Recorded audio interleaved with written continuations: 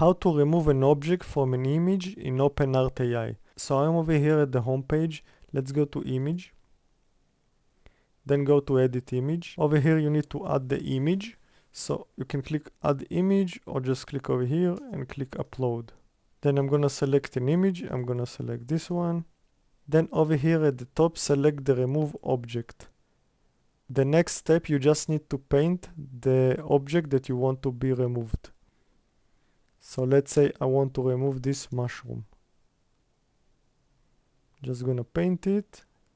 I'm gonna remove my finger from the mouse and it's gonna remove the mushroom. And here you go, it removed the mushroom.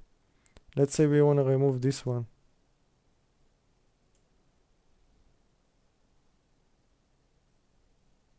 Gone. Let's try the third one.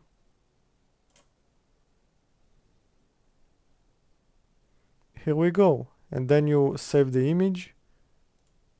And this is how you remove an object from an image in OpenArt AI. Thank you for watching.